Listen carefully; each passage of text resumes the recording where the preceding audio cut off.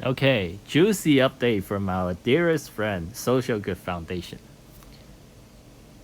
Um, as I mentioned in my previous email, they have like a really unsustainable ecosystem. And I hate to say that, but it's a scam. So basically, how it works is let's go back to, let's set aside my own opinion. Okay, let's look at the current um, fancy graph of showing you how it works. If you look at it just from the surface, it makes sense, right? The more people they have, the more demand for social goods token, and then the more value that the coin gains because of more people wanted to buy it, and then at the end it will attract more people. It makes sense from this point of view. However, you have to remember this is not a normal coin. Basically, how it works is it's a rebate program. It's really similar. It doesn't matter how they sugarcoat that they have partners that with eBay, Alibaba, and things like that. It works exactly the same way as what you're getting from like um, Rakuten and Befrugal and eBay, things like that. It's exactly the same thing. They get a percentage kickback when you purchase through their app from the vendor. Let's say a few percent, 4 to 8%.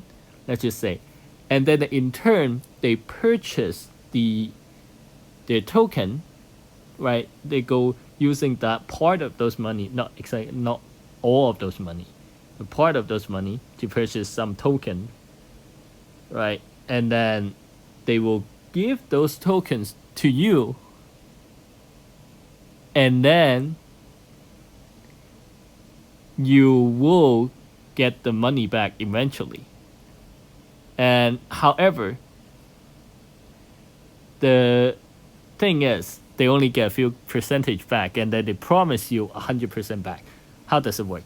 So basically, when you shop at their through their app, they claim that they've given you the token, but they actually have not purchased the token.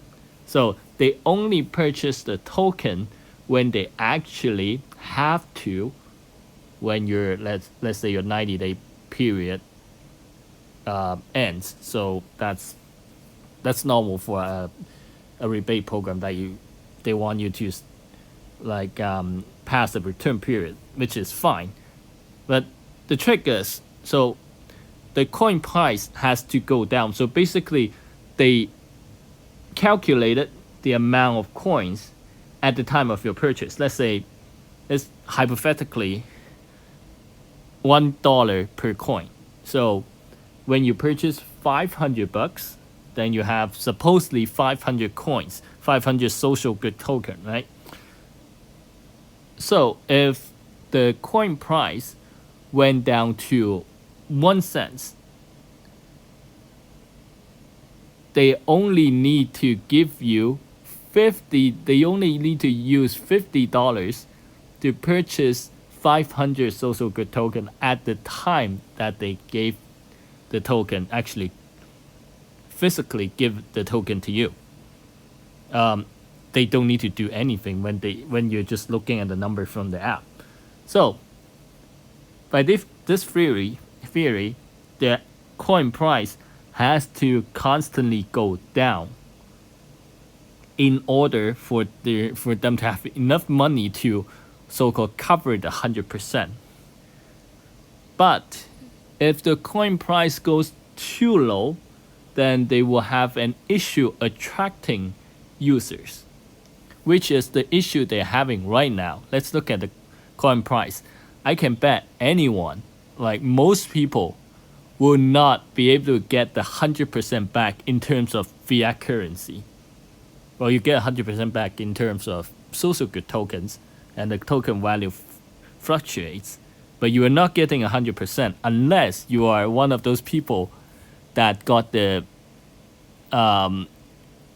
rebate here anywhere like before the all-time high, and then you're actually getting the coin at all-time high, and then you're selling the coin, you might be able to actually get 100% or a little bit over 100% back. But if you're one of those like unlucky people who got your rebate at like $7, and then you wait like let's say when it's $7, that's like let's say January 17th, and then you wait 3 months.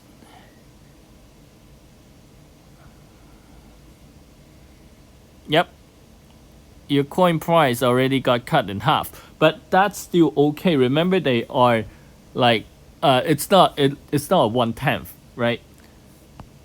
You only get cut in half. You've shot $500. Theoretically, you still get 250 back, but those dollars are funded by the rebate money from people's shopping trips that they make after you did. So it's more like a pyramid scheme, let's just say. So they get to a point where if there are a bunch of people trying to withdraw the coins at the same time, they don't have enough money to pay out. So how does it work? How do they pay out? How do they have enough money to buy enough coins to pay those people, and at the same time don't drop the coin price? There's no way that they can do that. I think right now this is like they're shooting themselves in the foot, that they ran, I think, a pretty big marketing campaign back here, I think like sometime in 2021. Like you refer a bunch of people, and then you will get a lot of money back.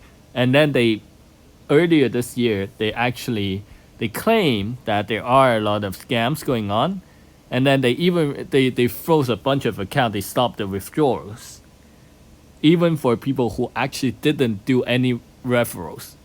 Like I've seen people who only did shopping trips, and they didn't have any referrals. So they claim, oh, you have referrals, they're gaming the system. But if people are only buying stuff, they're not gaming the system, why do you freeze their withdrawals, right? So, but they still got frozen. Also, so that's thing aside. And right now, they resume the withdrawal, right? Now, they have something more bizarre. So, remember, they need a lot of fiat currency to stabilize their crypto, because they're not actually getting that much money from their like so-called partners like AliExpress, like eBay, Booking.com. They're getting the same amount of money as the other people, like just Be Frugal and things like that. So they need more fiat currency to at least pay out the current people. So what did they come out with? They have something. You have to pay $100 in registration fee. Like if you're new, right? The old people, they don't need to do that. It looks like it. And then you have to pay to trying to expect that you have paid $100, expecting you can get it back. Let's say with a few trips, with a few shopping trip. This one is, I think, it's a kind of desperate attempt, which is still okay. The third one is actually the most bizarre one.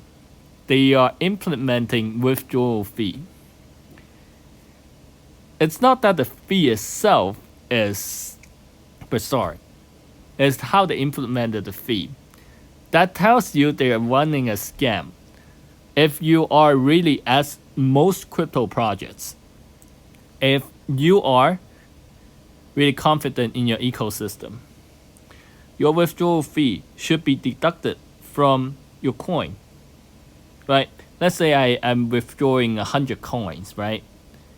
If I'm normally, for any given crypto project, even if they deduct 30%, even they have a fee of 30%, they should deduct directly from the coin, but they're not doing that here. They're doing it as an in-app purchase, meaning that if you want to withdraw $100 worth of social good token, you have to pay them $30 of fiat currency. That's why I told you that they are trying really hard to get more fiat currency to stabilize their system.